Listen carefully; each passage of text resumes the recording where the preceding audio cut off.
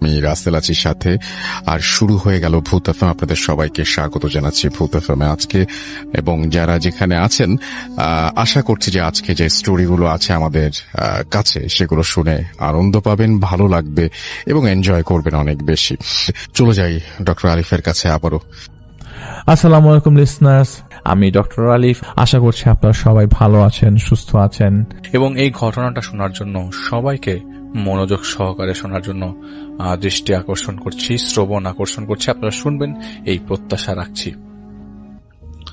আমির সাহেব আমাকে টেনে সরাচ্ছেন। আমি কানে শুনতে পাচ্ছিলাম মেঘের ভ্রুম ভ্রুম শব্দ আর বৃষ্টির ফোঁটা পানিতে পড়ার শব্দ। আমার চোখে মুখে পাশ থেকে পানি নিয়ে ছিটিয়ে দেন আমির সাহেব।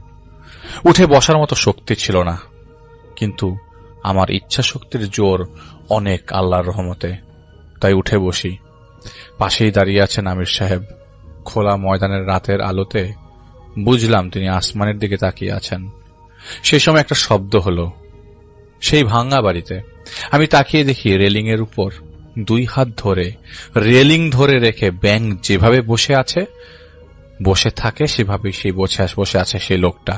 তার দাঁতগুলো আমি দেখতে পাচ্ছিলাম। সে বলছিল, কিরে সুফি দরবেশ, কি তোর বন্ধু নাকি? ওই দরবেশ বলেই কিছু একটা ছুঁড়ে মারে আমির সাহেবের দিকে এবং বলে, ওই দরবেশ। আমির সাহেব আমাকে বলেন, জাহিদ চলো। আমি ওনাকে বললাম, আমি নড়তে পারছি না। উনি রেগে যে আবারও বলেন, চলতে বলেছি, চলো। অনেক কষ্টে সেখান থেকে উঠে দাঁড়ালাম। হে হে করে হেসেই যাচ্ছিল সেই লোকটা। অনেক কষ্ট। কাশেম সাহেবের বাসার সামনে যেয়ে দেখি যে ওনার বড় এবং ছোট ছেলে ছাতা হাতে দাঁড়িয়ে আছে। আমার দেরি দেখে তারা রওনা দিচ্ছিল আসার জন্য। আমির সাহেব আমার সাথেই ছিলেন, কিন্তু এটা অন্য কেউ স্বাভাবিকভাবেই দেখবে না। আমার কর্দমাক্ত এবং শারীরিক অবস্থা দেখে তারা বলল, ভাই কি হয়েছে? আমি বলতে যাব, তখন আমির সাহেব আমাকে বলেন, ওদের বলো মাটিতে আছাড় খেয়ে পড়ে গেছ। আমি তাদের সেটাই বলি যা যেভাবে আমির সাহেব আমাকে বলতে বললেন মাত্র। আর তারা আমাকে আমার জন্য রাখা ঘরের দিকে নিয়ে গেল। ঘরের দিকে যাওয়ার সময় হুট করে আমির সাহেব আমাকে ধাক্কা দেন, আর সেই সময় আমার মাথার চুলের সাথে ধাক্কা দিয়ে একটা বড় সড় পাখি উড়ে চলে গেল নিঃশব্দে। আমার সাথে থাকা কাশেম সাহেবের ছেলেরাও দেখল যে একটা পাখি উড়ে চলে গেল। আমার মুখের দিকে তারা তাকে অবাক হয়ে কিছু জিজ্ঞেস করতে যাবে, তখন আমি তাদের বলি, এখন আর কথা বলবো না, আমি ঘুম থেকে উঠে কথা বলবো আপনাদের সাথে। আমি কোন রকমে ফ্রেশ হয়ে বের হয়ে সেই ঘরের বিছানায় বসি। আমির সাহেব সেই ঘরে চলে এলেন। আমাকে বললেন, আয়নাটা ঢেকে দাও। আয়না ঢেকে আমি বসে পড়লাম। বলার মতো কিছু ছিল না আমার কাছে। উনি কাছে এসে বললেন, আর আমাকে বললেন, দেখো, যত কিছুই হোক না কেন, যাই করো না কেন, আমরা তোমার পাশেই থাকব। তুমি ভালো কাজ করলে তোমার সহযোগিতা করব, আর যদি তুমি ভুল পথে থাকো তোমাকে ফেরানোর সবটুকু চেষ্টা করব, যতদিন আল্লাহ হায়াত রাখেন আমাদের এই দুনিয়ায়। আমি কোনোভাবে বলে ফেললাম, কি হলো এটা? উনি আমাকে বলল, দেখো, আমরা আগেই বলেছি এখানে কিছু করার নেই, আমাদের যা হবার তা হবে। এখন তুমি এখানে এসেছো কারণ তোমার মনে হয়েছে তুমি কাজটা করতে পারবে, তাই চলে এসেছো। আসলে কি জানো, কিছু পরিস্থিতি সবচেয়ে বাহাদুর কেউকে বোকা হয়ে যেতে হয়। আমরাও হয়েছি, তুমিও হলে। আমি তখন তাকে বলি, আমি জানি না কিভাবে বুঝাবো, আমি কিভাবে যেন দেখে ফেলি কোথায় কি আছে। আপনাকেও বলি না, এমনকি যদি কাউকে দেখি আমার কাছে এসেছে, আমি তখন কিভাবে যেন কল্পনার ছবির মতো দেখতে পারি তার কি হয়েছে। কিভাবে যেন আমি সব জেনে ফেলি, এই লোক কেমন, অমুক কেমন, তমুক কেমন। আমার মাথা না কিলবিল করতে থাকে। বলতে বলতে কেঁদে ফেলেছিলাম আমি, কারণ আমার সাথে যা হলো তা আমি মেনে নিতে পারছিলাম না। তখন অপদস্থ হওয়ার জ্বালাটা টের পাচ্ছিলাম। উনি আমাকে বলেন, তুমি আর কি কি দেখতে পাও? আমি বলি, আমি দেখতে পারি কে কিভাবে তাবিজ করলো, কে কিভাবে কার কি করলো, কার কথায় লুকানো সম্পর্ক আমি দেখে ফেলি। উনি আমাকে তখন বললেন, তুমি কি এখনো বোঝনি ব্যাপারটা? আমি বললাম, কি বলুন? উনি বললেন, তোমার কাছে যখন সমস্যা নিয়ে কেউ আসে, তুমি যখন জানতে পারো কে কি করেছে, তাহলে এক কাশেমকে দেখে তুমি কেন বোঝোনি কিছু? ও জাহিদ ধাম করে কথা আমার মাথায় বাড়ি মারল। উনি আমাকে বলেছিলেন কাশিমের পেছনে যে লেগেছে সে কাশিমের পুরাতন শত্রু, আর এই বদমাস জিনটা হলো অগ্নি উপাসক। ঘুরে ফিরে তো একই ব্যাপার। আমি বলি, মানে কি? উনি আমাকে বলেন, আমরা তোমাকে আগেও বলেছি শয়তানের কুমন্ত্রণা জোর পাচ্ছে তোমার ভেতর। এতদিন দেখলে সবার সমস্যা, আজ এখানে কেন দেখলে না? কারণ এক শয়তান আরেক শয়তানের উপকার করবে, দুশ্মনী তো না। আমি না বুঝার কারণে বললাম, আমি তো বুঝলাম না। উনি বলেন, তুমি যা দেখো তা তোমাকে শয়তান দেখায়। তোমার মাফলার আঙ্কেল তোমাকে দেখায় এসব। সে তোমার সামনে আসতে চাইছে, কারণ তাকে দেখার মতো হয়ে ওঠনি এখনো। কেউ 15-16 বছর কি একই স্বপ্ন দেখে না? সে তোমার সামনে আসতে চাইছে, এজন্যই তোমাকে সে দেখাচ্ছে। দেখো কত ক্ষমতা তোমার। মানুষজন এসে মানবে, তোমাকে বাবা বানাবে, পীর বানাবে। অহংকার তো ঢুকে গেছেই, তাই না? এই জন্য সে তো এতদিন তোমাকে দেখেছে আর তোমার ভেতরে ঢুকিয়ে দিয়েছে যে তুমি সবকিছু পারো। কিন্তু আজ যখন শয়তানের সামনে এসেছ, সে তখন তোমাকে দেখায়নি। আমার মাথায় এসব কথা সত্যিকারেই ঢুকছিল না। আমি ওনাকে বলি যে একবার বলুন এই লোক, এই কাশিমের কি সমস্যা, আর একটু চেষ্টা করুন কিছু করার। তিনি আমাকে বলেন, তুমি তোমার ওনার স্ত্রী না, আত্মীয় না, যেমন বন্ধু ভাই, এমন কারোর সাথে কথা বলে দেখো, আর দেখি আমরা কি করা যায়। উনি চলে যাবেন, সেই সময় বলি, আচ্ছা ওই পাখিটা কি ছিল, আমার দিকেই কেন আসলো? উনি বললেন, ওটা পেঁচা। ওরা চলাফেরা করলে শব্দ হয় না, আর এত কিছু জেনে তোমার লাভ নেই। এটা বলে উনি চলে গেলেন। কিন্তু সেটা পেঁচা যে ছিল না তা আমি পরে জানতে পেরেছিলাম। সকালে ওঠার পর আমার কাছে কাশেম সাহেবের ছেলেরা জানতে চেয়েছিল কিছু করতে পেরেছি কিনা, আর রাতে আমি পড়লাম কিভাবে। আমি বলি, না, কাল রাতে কিছু করতে পারিনি। আচ্ছা, কেউ কি আছে যে কাশেম সাহেবকে অনেকদিন ধরে চেনে? তখন অনেকের নাম উঠে এসেছিল, যার মধ্যে একজনের নাম আমার এখন মনে পড়ছে না, কিন্তু নামের শেষে পাটোয়ারি ছিল।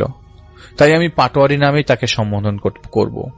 কাশেম সাহেবের ছেলে বলে, পাটোয়ারি দাদা আসছিল আব্বার খবর শুনে, কিন্তু দাদার বয়স 90 বছর এবং বেশি হওয়ার কারণে দাদার কিছু করতে পারেনি। এই দাদার কাছে ওনার বাবা সবকিছু শিখেছিলেন। তাই আমি কাশেম সাহেবের ছেলেকে নিয়ে সেদিন বিকালের দিকে সেই পাটোয়ারি সাহেবের কাছে দেখা করতে যাই। যেতে যেতে তখন মাগরিব পার হয়ে গেছে। বয়োবৃদ্ধ এই লোক নিজের ঘরে হেলান দিয়ে বসেছিলেন। আমি ওনাকে জিজ্ঞেস করি, দাদু, কাশেম সাহেবের ব্যাপারে আর এটাও বলি, এটা অতীতের কিছু যা ওনার পিছু নিয়েছে। উনি বলেন, না দাদু, আমি কিছু তো তেমন জানি না। আমি বুঝে গেছিলাম উনি মিথ্যা বলছেন। আর সেই সময় আমার চোখের সামনে ভেসে ওঠে একটা কফিন কাঁপছে, আর 3 জন মিলে কিছু করার চেষ্টা করছে। একটা 13-14 বছরের মেয়ের লাশের মুখটা সেলাই করা। এটা দেখার সময় শরীরটা আমার কেঁপে ওঠে। আমি তখন কাশেম সাহেবের ছেলেকে সরিয়ে দিয়ে ওনাকে বলি, দাদু, সত্যি করে বলুন কফিনে কি ছিল, আর মেয়েটার ঠোঁট কেন সেলাই করা ছিল? এটা শুনে দাদু আমাকে বললেন, কে বলেছে তোমাকে এটা? কাশেম বলেছে। আমি বলি, দাদু আমাকে বলেন। উনি আমাকে বলেন, তুমি তো জানো, তাহলে জিজ্ঞাসা কেন করছো? আমি বলি, দাদু, কাশেম সাহেব তো মারা যাবেন যদি আপনি না বলেন। যদি সব জানতাম তাহলে কি আসতাম আমি? আমার জানা দরকার, ওনাকে বাঁচানো দরকার। এরপর কিছু সময় থেকে উনি আমাকে বলেন, দাদু তখন 85 সাল। উনি নিজেও ঝাড়ফুঁকের কাজ করতেন, আর কাশেম সাহেব ছিল সবচেয়ে আস্থাভাজন। কাশেম সাহেব সব ধরনের কাজ করতেন, আশপাশের গ্রাম বা দূরে যেও কাজ করতেন। ওস্তাদের যে শিষ্যের গুণগান ছিল বেশি। একদিন কাশেম সাহেব আসেন তার কাছে, আর একটা সমস্যার কথা বলেন।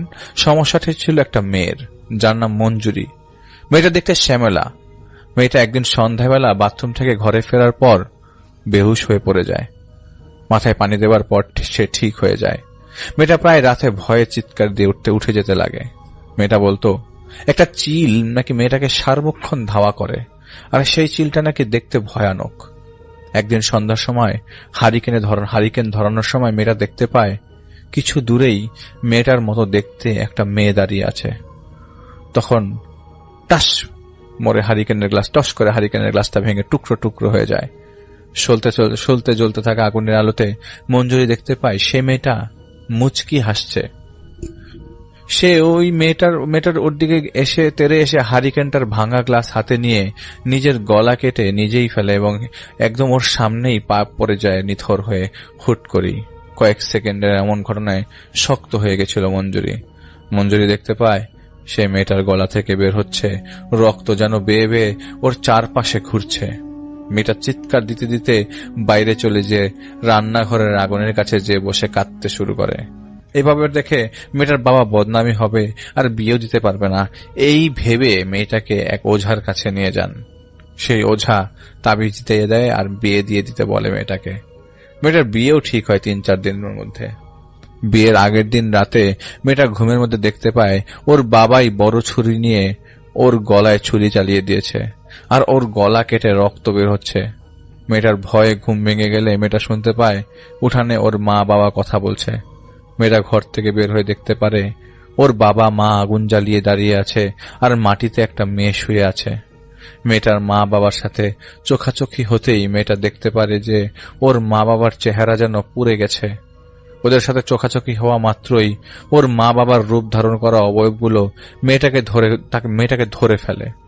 মেয়েটার উপর এরপর আর কিছুই মনে ছিল না। সকালে মেয়েটার বাবা মেয়েটাকে বেহুশ অবস্থায় উঠানে পায়। ওঝার কাছে নিয়ে গেলে আরেক ওঝা আরেকটা তাবিজ দিয়ে দেয় আর মেয়েটাকে দেখে রাখতে বলে। বিয়ের দিন সকালবেলা মেয়েটার লাশ পাওয়া যায় বাড়ি থেকে একটু দূরের একটা গাছ, গলায় ফাঁস লাগানো অবস্থায়। পরে দূরের এক জঙ্গলে মেয়েটাকে দাফন করা হয় জানাজা না পড়িয়েই। কাশেম সাহেব তখন নতুন নতুন কাজ করতে শুরু করেছিলেন ওনার ওস্তাদের কাছ থেকে যা শিখেছেন সেই বিদ্যার উপর ভর করে। কাশেম সাহেবের কাছে একদিন 2 জন লোক আসে আর সেই 2 লোক ওনাকে একটা জায়গায় নিয়ে দিয়ে সেখানে বলে যে মাটির কলস আসে, এখানে মাটির কলস আছে আর কলস ভর্তি গুপ্তধন আছে। তরুণ কাশেম সাহেব তখন গুপ্তধনের কথা শুনে বিমোহিত হয়ে পড়েন। তারা অনেক খোঁজ খবর নিয়ে জানতে পারেন যে এই গুপ্তধনের জায়গা খুঁজতে হলে সদ্য দাফন করা নতুন কোনো কবর থেকে কাফনের কাপড় তুলে নিয়ে সেই কাপড় দিয়ে কিছু একটা করতে হবে। করার পর সেই কাপড় দিয়ে চোখ বেঁধে দিলে যার চোখ বাঁধা হবে সেই লোক সেই গুপ্তধন কোথায় আছে তা দেখতে পাবে। কাশেম সাহেব কবর থেকে কাফনের কাপড় নিতে যাবে, এটা শুনে রাজি হচ্ছিলেন না। তখন সেই লোক 2 জন বলে, কাপড় নিয়ে তোমাকে ভাবতে হবে না, কাপড় আমরা আনবো, তুমি শুধু যা যা করতে হয় তা করবে। এই কথায় আর গুপ্তধনের আশায় তিনি রাজি হন। আর 2 দিন পরে সেই 2 জন লোক কবর থেকে কাফন চুরি করে নিয়ে আসেন। কিন্তু যেই কবর থেকে কাফন চুরি করা হয়েছিল সেই 2 জন, সেটা ছিল সেই মঞ্জুরির কবর। মঞ্জুরির কাফন তারা চুরি করে এনেছিল। কাশেম সাহেব জিজ্ঞেস করছিল, কাপড় এনেছো কোথা থেকে? তারা বলে দূর এক এলাকা থেকে। সেদিন রাতে সেই কাফনের কাপড়ে তারা বেশ কিছু কাজ করে। এরপর সেই কাপড়ের উপর মোরগ জবাই করে তার রক্ত দিয়ে লাল করে ফেলে। এরপর একজন লোক সেই কাপড় চোখে বাঁধে। চোখে বেঁধে সেই লোক তাকানোর সাথে সাথে তার চোখ থেকে রক্ত বের হতে শুরু করে। যন্ত্রণার কারণে সেই কাপড় খুলে ফেলে আর দ্বিতীয় জন সেই কাপড় পরে। কাপড় পরে তাকানোর সাথে সাথে সে দেখতে পায় তাদের চারপাশে অজগর হিস হিস করছে আর একটা অজগর তাকে ধরে ফেলে। কাশেম সাহেব দেখে সেই লোক যে আগে কাপড় পরেছিল সে দৌড় দিয়ে পালিয়ে যাচ্ছে, আর যে এখন কাপড় পরে আছে সে মাটিতে গড়াগড়ি দিচ্ছে আর বাঁচাও, সাপ সাপ বাঁচাও বলে চিৎকার করছে। কাশেম সাহেব সেই কাপড় খুলে ফেলেন আর সেই লোক উঠে সাথে সাথে দৌড় দিয়ে পালিয়ে যায়। কাশেম সাহেব ভয় পাননি, কারণ তিনি জানেন ভয় পাবেন সাধারণ মানুষ। কিন্তু এই 2 জন লোক পালিয়ে যাওয়ার কারণে পুরো গুপ্তধন একাই পাওয়ার বাসনা তাকে পেয়ে বসে। তিনি এবার সেই কাপড়টা নিজের চোখে বাঁধেন। তিনি দেখতে পান তরল রক্তে রক্তিত জমিন, সাপ কিলবিল করছে আর মানুষের কাটা ছেঁড়া শরীরের অংশ পড়ে আছে যা লাফাচ্ছে নিজে নিজেই। আর তিনি দেখতে পান অনেকগুলো সাপ একটা কিছুকে জড়িয়ে ধরে রেখেছে। সেদিকে এগিয়ে যান তিনি। চোখ খুলে তিনি দেখতে পান একটা কচি ছোট ছোট বাঁশের ঝোপ। তিনি সেই ঝোপ পরিষ্কার করে ফেলেন। সেই সময় তার চারপাশের গাছগুলোর উপর থেকে শেয়ালের ডাকের শব্দ আসতে থাকে। তিনি জানেন তাকে ভয় দেখানো হচ্ছে, তাই এত কিছু না ভেবে তিনি ঝোপ পরিষ্কার করে ফেলেন এবং পুনরায় সেই কাপড় তিনি চোখে বাঁধেন। এবার তিনি দেখতে পান পরিষ্কার সাদা পানির নিচে একটা পাতিল, যার ভেতরে ছোট ছোট সাপ কিলবিল করছে। এবার তিনি চোখ খুলে ফেলেন আর সাথে নিয়ে আসা কোদাল দিয়ে মাটি উঠতে শুরু করেন। তিনি এক কোপ মাটিতে দেন, সাথে সাথে তার পায়ের নিচের মাটিও, এমনকি চারপাশের গাছপালাও একই কোপের সাথে সাথে কেঁপে ওঠে। যতবার উনি মাটিতে কোপ দিচ্ছিলেন, গাছের ডালপালা আর তার পায়ের নিচের জমিন ঝাঁকি দিয়ে কেঁপে উঠতে লাগে। এভাবে প্রায় ক্রমশমান ঘোরার পর তার কোদালের আঘাত লোহা জাতীয় কিছুর উপর পড়ে। এবার ভালো করে মাটি সরিয়ে পিতলের একটা কলস তিনি পান আর সেটা তিনি তুলে ফেলেন। তোলার সময় আগের মতো করে গাছগুলোর উপর থেকে তীব্রভাবে শিয়ালের কান্নার শব্দ আসতে লাগলো এবং সেদিকে ভ্রুক্ষেপ না করে তিনি কলস হাতে নিয়ে চলতে লাগলেন। তার পেছনে ঢিল মারার শব্দ, কুকুরের দৌড় দিয়ে আসার শব্দ ইচ্ছামতো হতে লাগলো, কিন্তু এই সাহসী লোকটা ভয় পাচ্ছিলেন না। এমন সময় সব ধরনের শব্দ হুট করে থেমে যায়, যেমনটা ঝড়ের পর সবকিছু শান্ত হয়ে যায় ঠিক সেরকম। তিনি একটু অবাক হলেন। সেই সময় তিনি একটা মেয়ের কণ্ঠে শুনতে পান, কাশেম, আমার কাপড়টা জায়গা মতো দিয়ে আয়। এই কথা শুনে তিনি পেছনে তাকিয়ে দেখতে পান কেউ নেই, এবং সেখানে কেউ নেই। তিনি ঘরে ঘুরে হাঁটতে যাবেন, তখন তিনি দেখতে পান পথের পাশেই একটা মেয়ে দাঁড়িয়ে আছে। তিনি হেঁটে সেই মেয়েটাকে পাশ কাটিয়ে চলে যান, আর মেয়েটা খিলখিল করে হাসতে শুরু করে। কাশেম সাহেব বাড়ি ফিরে আসেন, আর তিনি কলস খুলে দামি অলংকার এবং অনেকগুলো সোনা রূপার টাকা তিনি পেয়ে যান। রাতে তিনি ঘুমিয়ে যান, আর সকালবেলা উঠে জানতে পারেন দুইজন লোকের লাশ পাওয়া গেছে সেই জঙ্গলে, যেই জঙ্গলে মঞ্জুরিকে দাফন করা হয়েছিল। কাশেম সাহেব জানতেন না মঞ্জুরি কে বা ওর কবর থেকে কি কাফন নিয়েছিল কিনা ওই দুইজন। তিনি যে দেখতে পান জঙ্গলের বারে সেই দুইজনেরই লাশ পড়ে আছে, হাত পা টেনে ছিঁড়ে ফেলা লাশ। কাশেম সাহেব ধরেই নিয়েছিল যে কাফন চুরি করছে, তাই হয়তো কোনো দৈত্য এসে মেরে দিয়েছে। উনি নিশ্চিত ছিলেন ওনার কিছু হবে না, কারণ কাফন উনি আনেনি। যারা কাফন আনে তাদেরই যা হবার হবে। 1 মাস চলে যায় এর মধ্যে, আর কাশেম সাহেবের আর্থিক অবস্থার উন্নতি হতে থাকে। তিনি সেই কলস থেকে টাকা নিতে দরকার হলেই এর মধ্যে প্রায় নাকি মঞ্জুরিকে দেখা যেত। কখনো রাস্তার পাশে থাকা গাছের ডালে বাচ্চাদের মতো দুলুনি খেত, কখনো চোখ বড় বড় করে হা হা করে হাসত কাউকে একা দেখলে। গ্রামে রোল পড়ে যায়, ভূত বের হয়েছে, তাই বিকেলের পর সবাই নিজ নিজ ঘরেই বন্দী হয়ে যেত। এদিকে মঞ্জুরির বাবা একদিন ঘুম থেকে জেগে উঠে গুনগুন করে কান্নার শব্দে তিনি উঠে বসে আবছা আলোতে দেখতে পান তার মেয়ে দাঁড়িয়ে আছে, আর তার পায়ের কাছে দাঁড়িয়ে আছে। তিনি কিছু বুঝার ওঠার আগেই তার মেয়ে লাফ দিয়ে তার গলা চেপে ধরে এবং শূন্যে তুলে দিয়ে আছাড় মারে।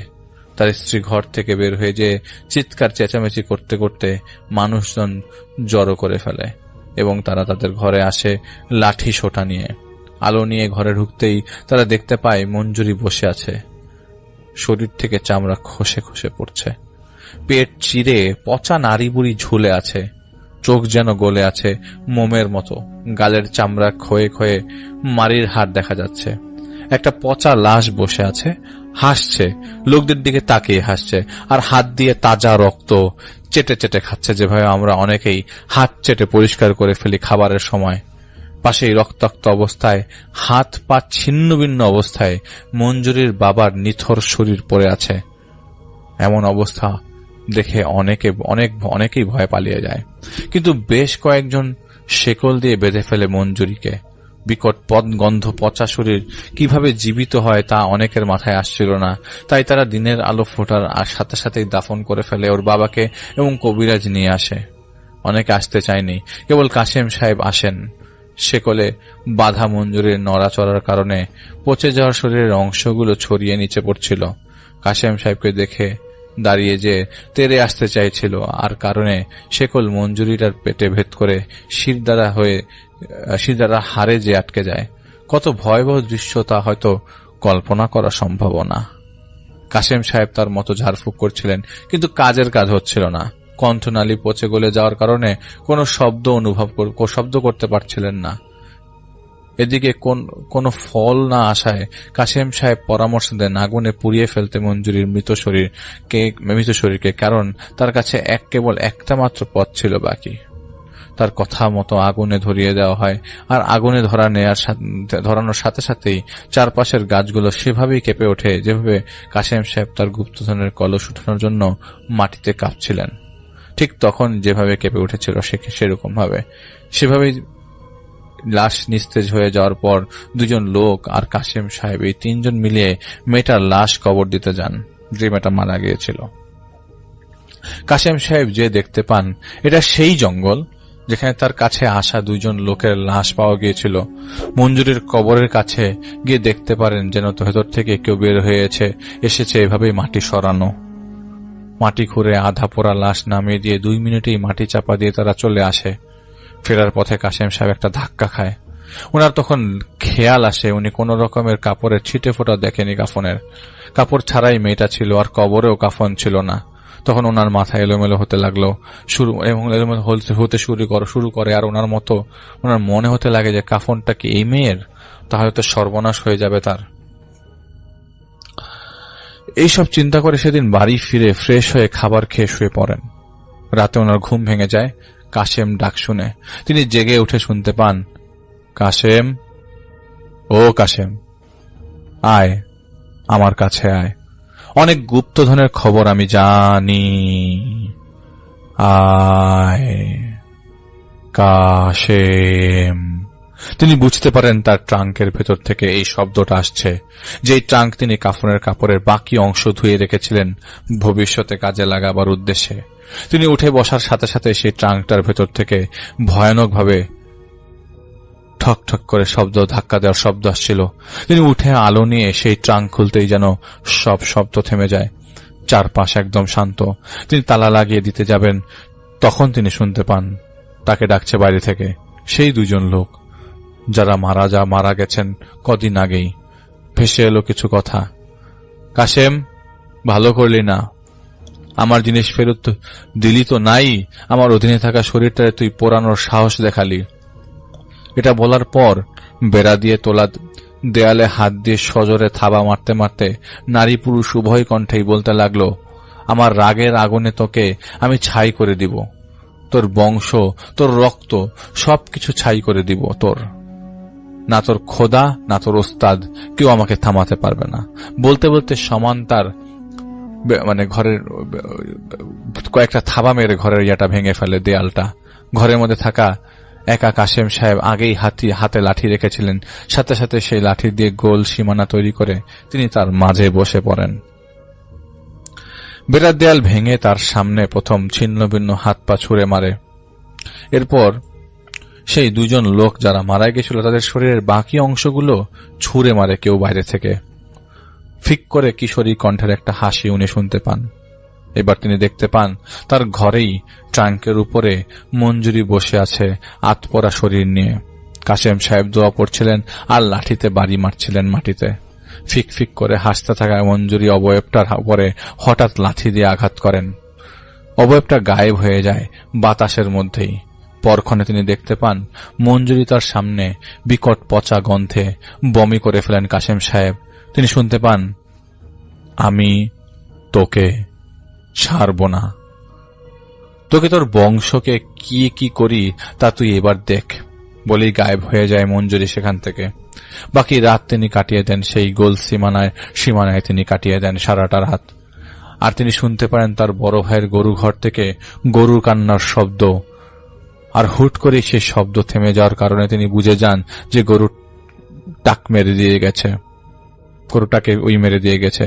কিছুই ওনার তখন করার ছিল না। রাত পারা হওয়ার পর তিনি আগেই ছুটে যান সেই গরু ঘরে, আর যে 3টা গরুর ঘাড় মটকানো অবস্থায় পান তিনি।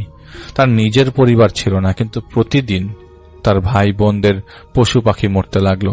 5 দিনের দিন কাশেম সাহেব বাজার থেকে ফিরছিলেন মাগরিবের পর, আর তিনি ভাবছিলেন এখন তিনি কি করবেন। যদি উস্তাদকে যে বলেন তিনি কি করেছেন তবে উস্তাদ নাখোশ হয়ে যাবেন। এদিকে এই সমস্যাটার সমাধান না হয়ে এখন পিছনে লেগে পড়েছে। সেই সময় তিনি শুনতে পান যে উপরে গাছগুলোর ডালে ডালে হনুমানের মতো করে কিছু চলছে ওনার সাথে। এদিকে তিনি সেই বিকট পচা গন্ধ টের পেতে লাগলেন। তার চারপাশ থেকে পোকামাকড়ের শব্দ একদম গায়েব হয়ে যায়, আর ঝড় আসার আগের মুহূর্তের মতো থমথমে হয়ে যায় পরিবেশ, যেভাবে থমথমে অবস্থা বিরাজ করছিল। তিনি জোরে হাঁটা দিতে লাগলেন, আর তিনি দেখতে পেলেন দুজন লোক রাস্তার দুই সাইডের দুই পাশ ধরে মাটিতে গড়াগড়ি দিতে দিতে ওনার সাথে যাচ্ছে আর ডাকছে, কাশেম, আয় না, আরো গুপ্তধন আছে, খোঁজা লাগবে তো, এভাবে বলছিল আর গায়ে কাটা দেওয়ার মতো কণ্ঠে হাসছিল। তিনি দৌড় দিতে শুরু করলে সেই দুইজন লোক তার সাথে দৌড়াতে শুরু করে আর তাকে বলতে থাকে, কাশেম, দেখ, আমাদের কাজ তোকে জায়গা মতো নিয়ে যাওয়া, তোকে জায়গা মতো নিলেই আমাদের মুক্তি, এটা বলছিল আর ওনাকে ধরার চেষ্টা করছিল। সেই সময় কিছুর সাথে ধাক্কা লেগে তিনি পড়ে যান।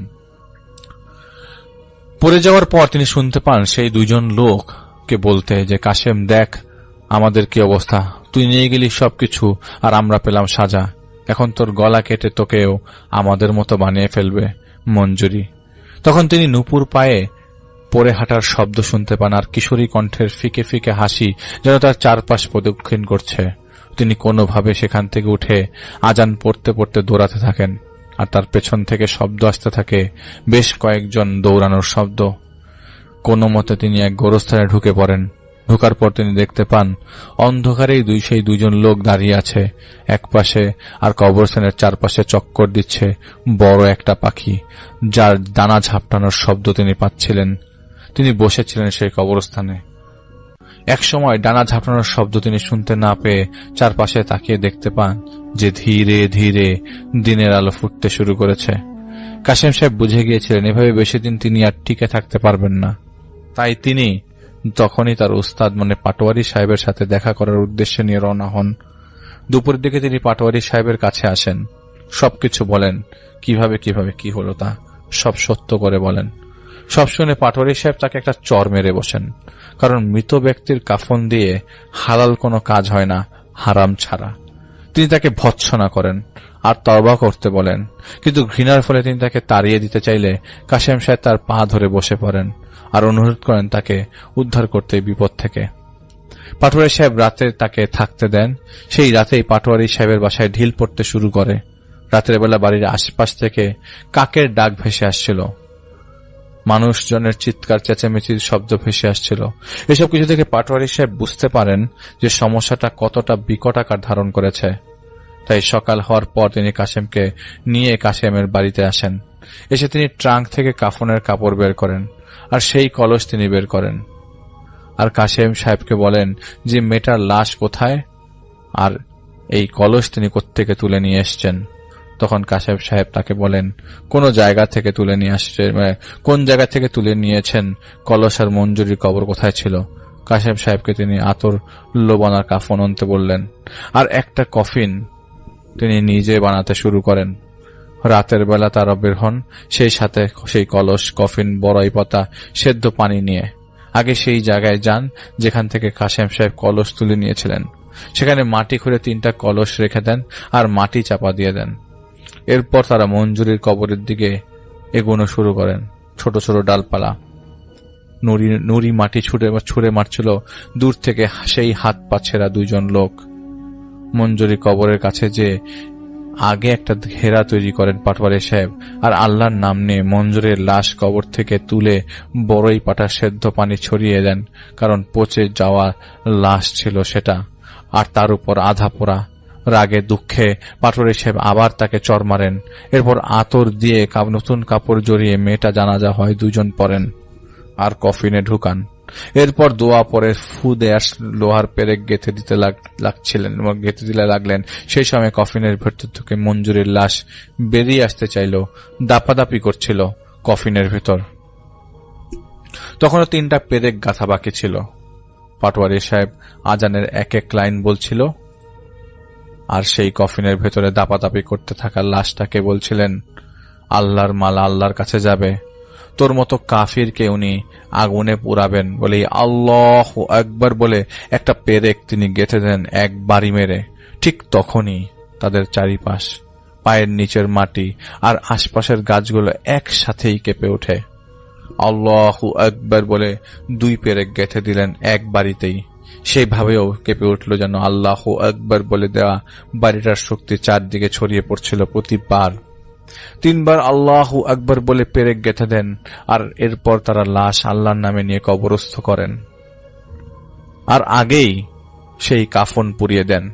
দীর্ঘ শ্বাস ফেলে পাটোয়ারি সাহেব বলেন, এরপর শুনলাম মাসখানেক আগে কাশেম নাকি পাগলামি করে। ওকে দেখতে যেয়ে বুঝতে পারলাম ওই জিনটাই কাশেমের পিছে লাগছে। বয়স অনেক হয়ে গেছে, সামর্থ্য আর নাই কিছু করবার, তাই চলে আসছি। আমি বলি, কি কারণে আপনার আবার এমন হচ্ছে তা কি জানেন? তো পাটোয়ারি সাহেব বলেন, হয়তো পেরেক খুলে গেছে একটা। আমি 41টা পেরেক মেরে বন্দি করেছিলাম বদজিনটাকে। একটা পেরেক হয়তো খুলে গেছে, আজাদ হয়ে গেছে, এখন আবার কাশেমের পিছনে লেগে গেছে। আমি বলি, কি করা যেতে পারে? উনি বলেন, দাদু জানি না, তুমিও দূরে থাকো। জিন্দেগিতে এমন শত্রুতা বানায়ও না যেটা তোমাকে শেষ বয়সে এমন হাল করে ছেড়ে দিবে। পরে আমি এসব কথা বলতে লাগলো, আর আমি আরো কথা বলে সেখান থেকে চলে আসি। মাথাটা ভন ভন করছিল, কারণ সেই সময় এসব কথাগুলো আমার কাছে নতুন নতুন লাগতো। আসার পথে কাশেম সাহেবের ছেলে অনেক কথাই জিজ্ঞেস করছিল আমাকে, কিন্তু আমার চোখের সামনে বারবার একটা ছবি ভেসে উঠছিল,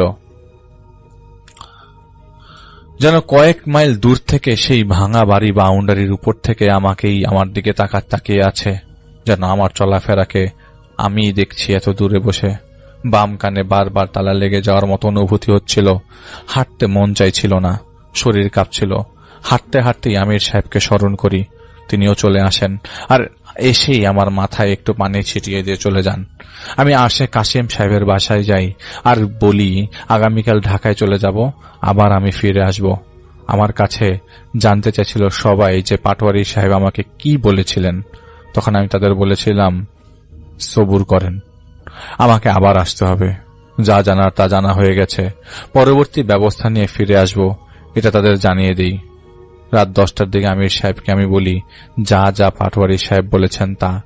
সব শুনে আমাকে বললেন, দেখো আমরা কি করব বলো, ছেড়ে দাও আশা, এদের এখনই বলে দাও যে তুমি পারবে না।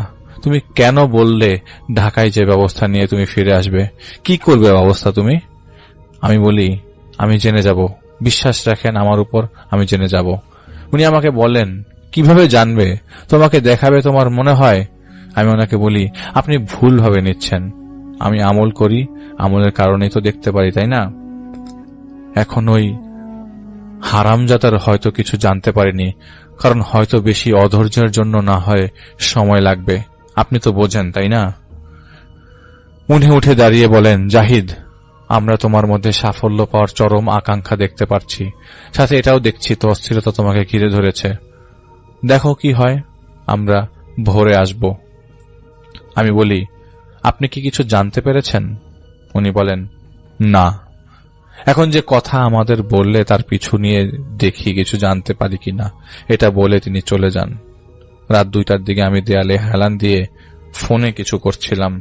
হঠাৎ আমি কল্পনার মতো দেখতে লাগলাম, দূর থেকে উঠতে উঠতে কালো একটা চাদর এসে আমি যেই ঘরে বসেছিলাম সেটার পাশে এসে পড়ল। আমি রীতিমতো দেখছিলাম সবকিছু মনের চোখে। দেয়ালের ওপারে সেই চাদরটা দাঁড়ালো এবং ভেসে ভেসে এসে দাঁড়ালো আমি যেই ঘরে ছিলাম সেই ঘরে জানালার সামনে। আমি মুখ ফুসকে বলে ফেলি, কি এখন জানালায় টোকা দিবি নাকি? এগুলো তো মাছ চুরি করে খায় খবিশরা। জানালার ওপার থেকে ভেসে এলো পরিচিত একটা কণ্ঠ। কলিজাটা আমার কেঁপে উঠল। আমাকে তুই খবিশ বললি? কণ্ঠটা ছিল নূরজাহানের। এই কণ্ঠ শুনলে আমি আর ঠিক থাকতে পারি না, আজও, এখনো, এই মুহূর্তেও। এই কণ্ঠ এলোমেলো করে দেয় আমার সবকিছু, মোমের মতো গলিয়ে ফেলে আমাকে। জানালার ওপার থেকে ভেসে এলো, কি রে আজব তো তুই, তোর সাথে দেখা করতে এলাম আর তুই এখন কথার উত্তর দিচ্ছিস না। বলি, কুকুর যেভাবে হাড় চিবানোর চেষ্টা করে সেভাবেই চিবানোর শব্দ ভেসে আসতে থাকে। বলতে থাকে, অনেক দিন ধরে কিছু খেতে পারি না বুঝলি, আজ কাশেমের কবজিটা ছিঁড়ে নিয়ে আসলাম আসার সময়। মজা লাগে না, স্বাদ নেই। ভাবছিলাম নতুন কিছু খাওয়া যায় কিনা বলেই ঠং করে একটা শব্দ করে কিছু দিয়ে জানালায় সে শব্দটা চেষ্টা করে, আর এবার বলে দেখ কার শুকনো হাড্ডি নিয়ে এসছি। এটা শোনার সাথে সাথে আর থেমে থাকতে না পেরে সেই ঘর থেকে ধুম করে বের হয়ে চলে আসি সেই জানালার সামনে, আর সজোরে চিৎকার করতে থাকি। মনে ছিল কি বলেছিলাম আবোল তাবোল। তখন জানালার সামনে এসে চাদর হালকা আলোতে দেখতে পারি মানুষের একটা বড় হাড় পড়ে আছে। বুকের ভেতর মোচড় দিয়ে কান্না চলে এলো। তখন আমি একটা হাসির শব্দ শুনতে পাই। তাকিয়ে দেখি বাম দিকের মেইন গেটের কাছে সেই উঁচু লম্বা লিকলিকে অবয়বটা দাঁড়িয়ে আছে। সেই হাসিটা সহ্য হচ্ছিল না, তাই সবকিছু ভুলে যে ছুটে গেলাম আর তেড়ে গেলাম সেই অবয়বটার দিকে। আমি ধরতে যেয়ে নিচে মুখ থুবড়ে পড়ে যাই, আর কোনো কিছুর সাথে লেগে যেয়ে আমার ডান চোখের উপরের দিকটা কেটে যায়। আমি উঠতে যাব, সেই সময় আমার 2 পা ধরে দ্রুত কোনো কিছু টেনে নিয়ে যাচ্ছিল কোনো দিকে। হঠাৎ মনে হলো যেন কোনো কিছুর সাথে একটা বাড়ি খেলাম। হাত পা ছিল ছিলে যাওয়ার যন্ত্রণার সাথে সাথে মাথায় ব্যথা। তা কোনোভাবে উঠে দাঁড়ানোর পর দেখতে পারি সেই লম্বা লিকলিকে অবয়বটা দাঁড়িয়ে আছে। সে আমাকে বলে, তোর সাহস দেখে অবাক হচ্ছি। বেশ কিছু করছি না, কারণ তুই আমাদের লোক। যা করছি সামান্যই করছি, বকা দেওয়ার মতো। বেয়াদব ছেলে, মেয়েদের বকা ধকা দেবার পরেও কাজ না হলে একটু মার দিতে হয় সে ভাবি। আমি শ্বাস নিতে পারছিলাম না, হাঁপাচ্ছিলাম, তাই কথা বলতে পারছিলাম না। অবয়বটা বলে ওঠে, সোজা কথা, আমি তোর সাথে সওদা করব, তুই আমার গোলাম হয়ে যা, আমি তোর মালিক। এইটা শুনে আমি থুতো মারি ওর দিকে, আর তখনই সে তেড়ে এসে আমাকে 2 হাত ধরে উপরে তুলে ফেলে, আমার থুতনি চেপে ধরে। সেই অবাক হয়ে বলে, যতবার তোকে ধরিনি তত তোর ভেতর থেকে কিছু আমাকে কেন জানি সাবধান করে, বলে দূরে সরে থাক। বুঝলাম না কেন। সেই সময় আমির সাহেব এসে দাঁড়ান ওনার পেছনে। সে আমাকে ছেড়ে দেয় আর আমির সাহেবের দিকে তেড়ে যায়, আর তখনই আমির সাহেব জমজমের পানি ছিটিয়ে দেন ওর উপর, যার ফলে সেই অবয়ব আজব এক শব্দে চিৎকার দিয়ে দৌড় দিতে শুরু করে, আর কয়েক কদম যেতে যেতে পাখির মতো উড়ে চলে যায় কোন একদিকে। তিনি আমার উপরে পানি ছিটিয়ে দেন আর আমাকে ধাতস্থ করেন। আমাকে উনি নিয়ে আসেন যে বাড়িতে আমি ছিলাম, সেই বাড়ির সামনে, যেখানে কাশেম সাহেবের ছেলেরা দাঁড়িয়েছিল। কারণ আমি তখন দরজা খুলে বের হয়ে চিৎকার দিয়েছিলাম, সেই চিৎকারে তাদের ঘুম ভেঙে গিয়েছিল। আমি তাদের প্রশ্নের উত্তর না দিয়ে বলি, এত কিছু ভাবা লাগবে না, আমি ঠিক আছি। আমার সাথে আমার জিন হুজুর আছেন, আপনারা ভাববেন না, আমার সাথে আল্লাহ আছেন। পরে আমি ফ্রেশ হই আর ভোরে গাড়িতে করে ঢাকায় ফেরত আসি। অপেক্ষায় থাকুন পরে কি হলো তা জানবার জন্য। তার মানে দিগন্তের তারা 3.0 জন্য আপনাদের সবাইকে অপেক্ষা করতে হবে। আশা করছি আপনাদের আজকের ঘটনাগুলো ভালো লেগেছে এবং আপনারা আমাদের চ্যানেলের লিঙ্কটা বেশি বেশি শেয়ার করবেন। এটা প্রতিবারই বলছি আপনাদেরকে, আপনাদের কারণেই কিন্তু আমরা লিসনার্স পেয়েছি এবং আমাদের ভয়ের ঘটনাগুলো যেহেতু ডিফারেন্ট, সেটাও আমরা মানুষের কাছে পৌঁছে দিতে চাই। 49 নং এপিসোড শেষ করে 50-এর জন্য আমরা আগের থেকে অ্যাডভান্স আমন্ত্রণ জানিয়ে দিচ্ছি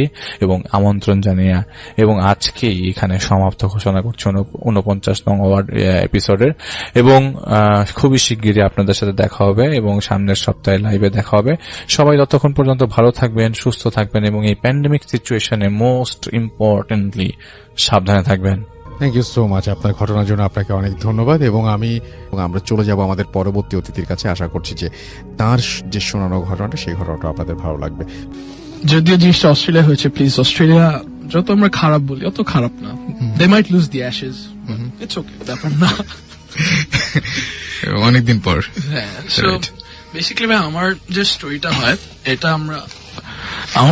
হয় এটা বেসিক্যালি ভাইয়া আমরা ফ্রেন্ডরা মিলে we went on a trip আর কি, বুঝছেন? তো আউটস্কার্টস অফ, মানে আমি যে সিটিতে থাকি মেলবোর্ন, ওইটার আউটস্কার্টসে আমরা কয়েকটা ফ্রেন্ডরা মিলে ট্রিপে গেছি। সেম ফ্রেন্ডস যাদের সাথে প্রিভিয়াস যেসব স্টোরি বলছি সমস্ত ঘটনাগুলো ঘটেছিল গিয়েছি। অলরাইট, তো অ্যাজ ইউজুয়াল আমার যেহেতু এইসব জিনিস আরো বেশি ইন্টারেস্ট, আমি সবসময় ড্রাইভ করলেই ইমাজিন করি যে রাস্তা দিয়ে এখন কেউ হেঁটে যাবে, এরকম কিছু দেখতে থাকি। এনিওয়ে ফাইন, তো আমরা একটা জায়গায় ক্যাম্প করবো। তো ক্যাম্পিং এর ওয়েতে আমরা দিনের বেলা যখন যাচ্ছি, আমরা একটা গ্রেভিয়ার্ড দেখলাম যে আছে, এবং গ্রেভিয়ার্ডটা মানে কোন নর্মাল গ্রেভিয়ার্ড না, মানে গাছ ঝুলে আছে কবরের উপরে, কবরের ভিতর থেকে গাছ গজিয়েছে, মানে কেমন জানি ইটস উইয়ার্ড। ইন আদার ওয়ার্ডস, বুঝছেন, সিম্পলি পুট, মানে অর্ডিনারি কোনো কবরস্থান না। মানে এটার সামনে দিয়ে যে কোনো কেউ গেলে মানে একটু ডিস্টার্বড ফিল করবে ব্যাপারটা এরকম আর কি, বুঝছেন? তো ভালো কথা, আমরা গিয়ে ক্যাম্প ট্যাম্প করলাম, এভরিথিং গুড। তো রাত্রে যখন আমরা খেতে বের হয়েছি, তো মানে ব্যাপারটা গ্রেভিয়ার্ডটা বুঝছেন রাস্তার ঠিক কর্নারে প্লেস করা। আচ্ছা, তো আমরা টার্ন করে যাই এদিকে, আর ঠিক কর্নার হচ্ছে গ্রেভিয়ার্ডটা। তো আমরা রাত্রেবেলা খাবার কিনতে বের হয়েছি। তো যখন আমরা রাস্তাটা ক্রস করতেছি, তো আমার একটা ভাই আমাকে বলে বসলো, আচ্ছা রেজা, এখানেই না গ্রেভিয়ার্ডটা ছিল আসার সময়। এন্ড আমি গাড়িটা অ্যাকচুয়ালি থামাইছি in the middle of the road. মেলবোর্নে এটার জন্য আমরা ফাইন করে, বাট লাকিলি সেদিন ছিল না। সো ওকে, আমি গাড়িটা থামাই দেখলাম কোনো গ্রেভিয়ার্ড নাই। আচ্ছা, ফাইন, আমার কাছে ব্যাপারটা উইয়ার্ড লাগছে। আমি হেডলাইট মেরে দেখলাম এভরিথিং, গ্রেভিয়ার্ডটাকে খুঁজেই পাওয়া যায় নাই। আচ্ছা ফাইন, ঠিক আছে, হয়তো আমরা ভুল রাস্তা দিয়ে গেছি বা সামথিং। পরের দিন সকালে যখন আমরা আবার বের হয়েছি, গ্রেভিয়ার্ডটা ওইখানে দেখলাম। তো আমার কাছে জিনিসটা একটু উইয়ার্ড লাগছে যে কেমনে সম্ভব, এটা হইতে হয় না এসব নর্মালি। ফাইন, তো আমি দিনের বেলা যখন যাচ্ছি, কোন রাস্তাটাতে, রাস্তার নাম, কোন সময়, এগুলি সব নোট ডাউন করে নিয়ে গেছে। এবং ওইটার ধরেন আশেপাশে 500 মিটার বা 1 কিলোমিটারের আশেপাশে যত সব রাস্তা যেতে পড়ছে এবং আসতে পড়ছে, সবগুলোর নাম লিখে এক্সাক্ট লোকেশনটা বের করে গেছি। ওকে, ঠিক আছে। তো রাত্রে যখন আবার আমি বলছি ভাইয়া চলেন এবার গিয়ে দেখি আছে কিনা।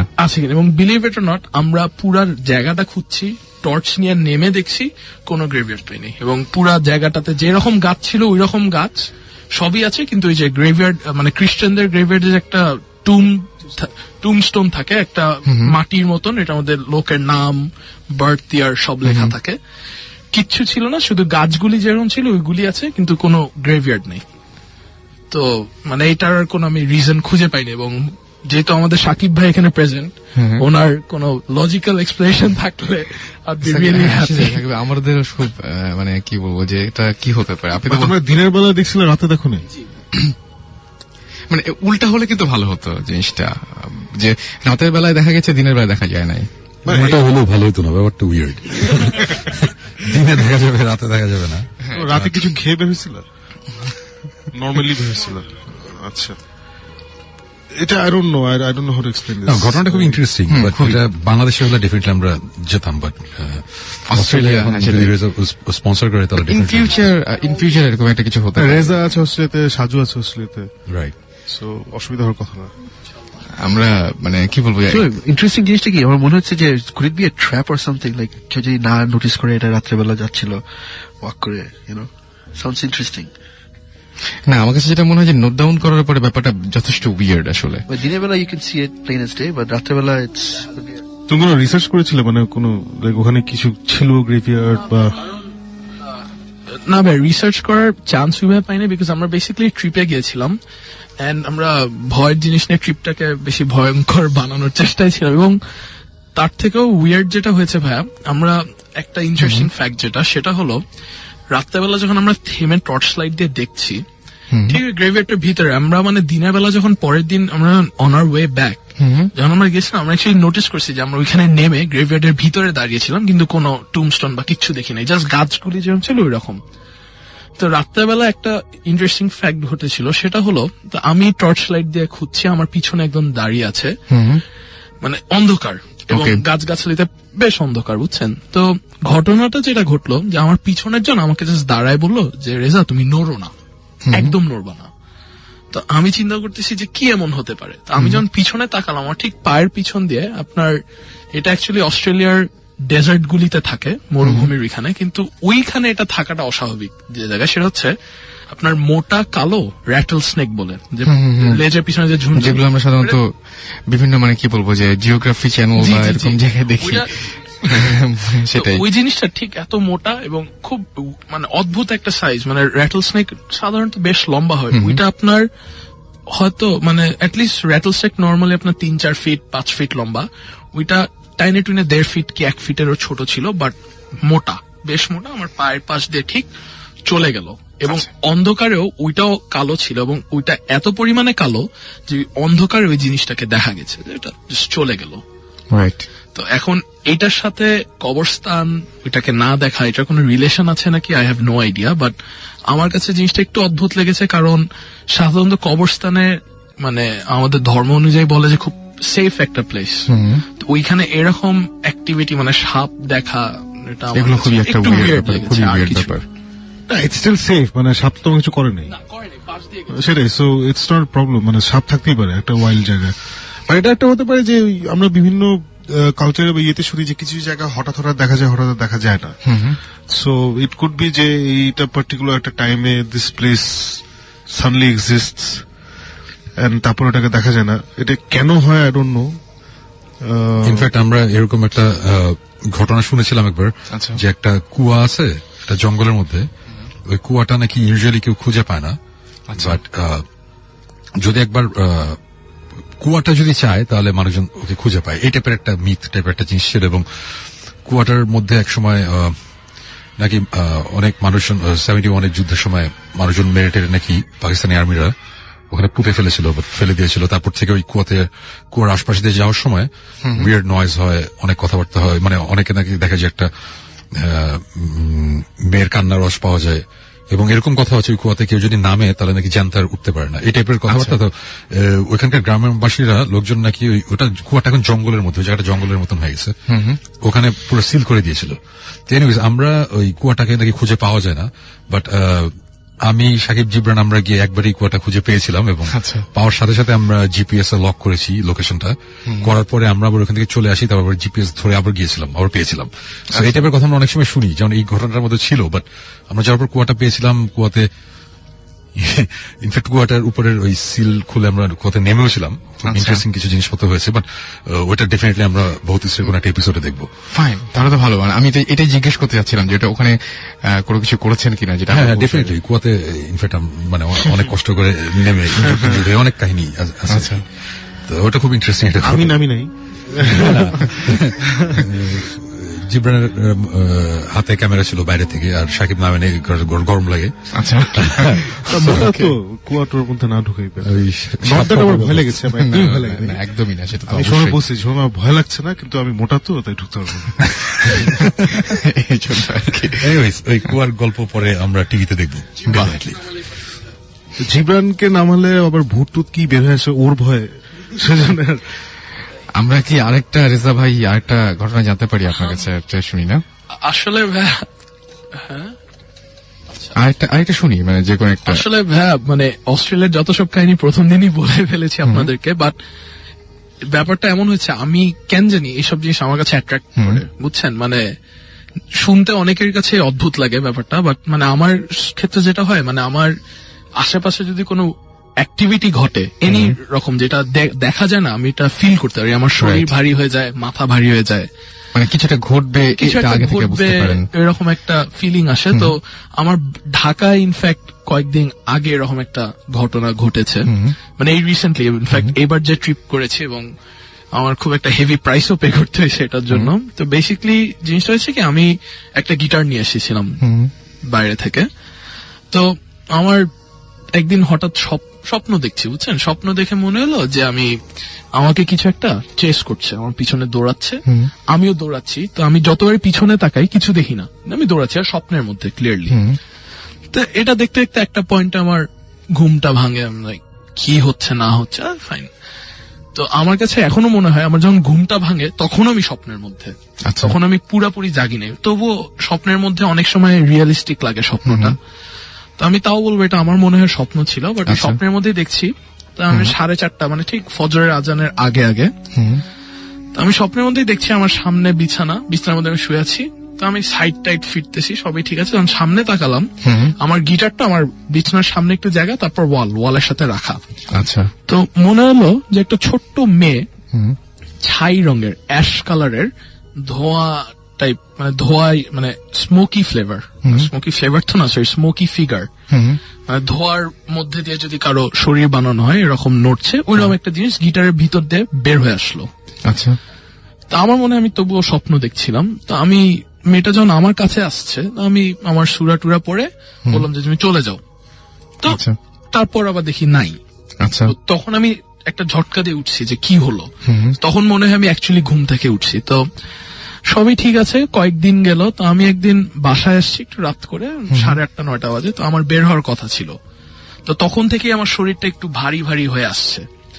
তো মানে এমন ব্যাপার যে আমি জানি আমি একটা কাজ করতেছি, কিন্তু আমার কন্ট্রোল নেই কাজটার উপর। আচ্ছা, ধরেন আমি এরকম ভাবে নিজের পায়ে বাড়ি মারছি, কিন্তু আমি জানি আমি এটা করছি কিন্তু আমি এটা কন্ট্রোল করতে পারছি না, এরকম একটা মেন্টাল স্টেটে চলে গেছি। তো আম্মা বলল আম্মা বের হতে পারি? আম্মা বললো যে না বাবা, রাত হয়েছে, বের হয় না।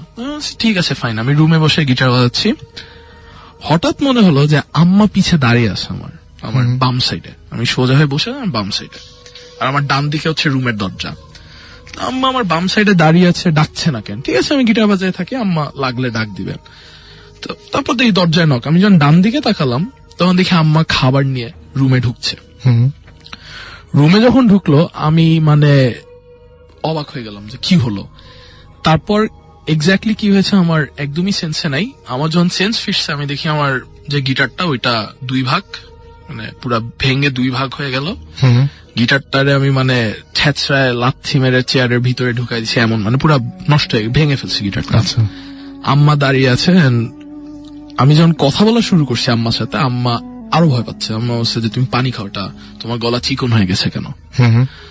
তো এই কাহিনীটার পর আমি, আমার একটা ফ্রেন্ড আছে, সে এরকম সুপার ন্যাচারাল প্যারানর্মাল অ্যাক্টিভিটি নিয়ে মানে খুব নলেজেবল মাশাআল্লাহ।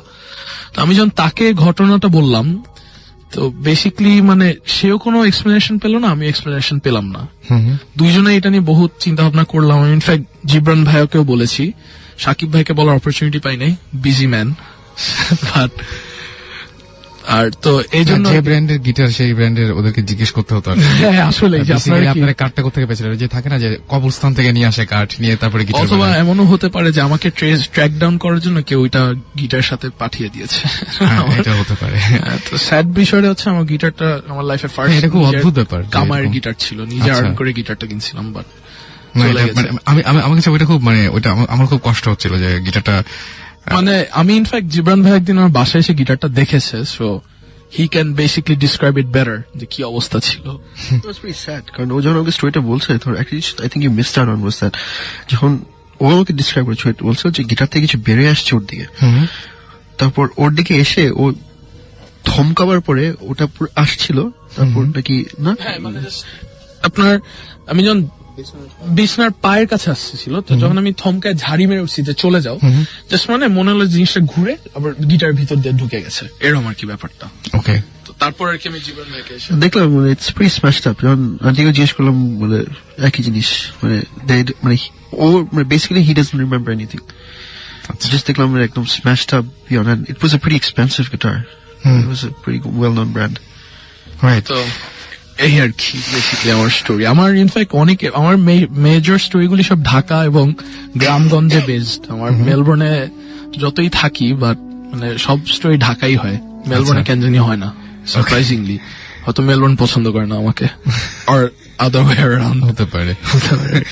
আচ্ছা, একজন আমাদেরকে একটা ইমেল করেছিলেন, আমি ইমেলটা একটু পড়ি। সেটা হচ্ছে ঘটনাটা তিনি লিখেছেন যে আরামবাগ থেকে লিখেছেন, বুয়েটে পড়াশোনা করছেন তিনি, নাম হচ্ছে ঈশান আমাদের এসএমএস করেছেন এবং ইমেল করেছেন। তিনি বলছেন ঘটনাটা আমার নিজের কোনো এক্সপেরিয়েন্স নয়, এটা আমার এক মামির কাছ থেকে শোনা। মামি থাকেন ভৈরব বাজারে এবং তার বাবার বাড়ির নাম হচ্ছে আদমপুর গ্রামে তার বাবার বাড়ি, এবং ভৈরব থেকে লঞ্চে যেতে প্রায় 5 ঘন্টা সময় লাগে সেখানে। তো উনি বলছেন যে এখানে একজন মাঝবয়সী লোক বিকেল বেলা দূরের কোনো গ্রামে যাচ্ছিলেন, বিশেষ কারণে তার ফেরার পথে ফেরার পথ ধরতে একটু দেরি হয়ে যায় এবং গ্রামের সবাই তাড়াতাড়ি ঘুমিয়ে যায়, বলেন 9টা-10টার সেখানে অনেক রাত। লোকটি ওনার গ্রামের দিকে যাচ্ছিলেন, পথঘাট ছিল নীরব, চাঁদের আলো ছিল কিছুটা, তিনি একাই হেঁটে আসছিলেন। তখন গ্রামে রিক্সা, ভ্যান এসব ছিল না। বাড়ির কাছে আসতেই তার কানে কয়েকজন মানুষের কথা বলার শব্দ আসে। আশেপাশে তাকিয়ে একটু দূরে চাঁদের আবছা আলোতে তিনি মানুষের জটলা দেখতে পান। তিনি একটু অবাক হন, কারণ রাত তখন অনেক। আর বড় ব্যাপার হলো লোকগুলো কবরস্থানে দাঁড়িয়েছিল। তিনি কৌতূহলী হয়ে কাছে যান। তাদের এত রাতে এখানে আসার কারণ জিজ্ঞেস করেন। লোকগুলো কিছু না বলে হাত দিয়ে ইশারা করে একটু দূরে মাটির দিকে। তিনি সেদিকে তাকিয়ে দেখেন মাটিতে একটা লাশ শুয়ে রাখা হয়েছে। বুঝতে পারেন কেউ মারা গিয়েছে এবং তাকে কবর দেওয়া হবে। যদিও তিনি মৃত ব্যক্তি বা যারা কবর দিয়ে এসেছিল, কবর দিতে এসেছে তাদের কাউকে চেনেন না, তারপরও সিদ্ধান্ত নিলেন যে কাজে তিনিও হাত দেবেন এবং সবাইকে হেল্প করবেন। কেউ কোনো কথা বলছিল না, সবাই আপন মনে বিড়বিড় করে কি যেন পড়ছিল। সবকিছু দেখে শুনে তিনি অবাক না হয়ে পারছিলেন না। এত রাতে কখনো কাউকে কবর দেয়া হয় না। যাই হোক যথাসময়ে লাশটাকে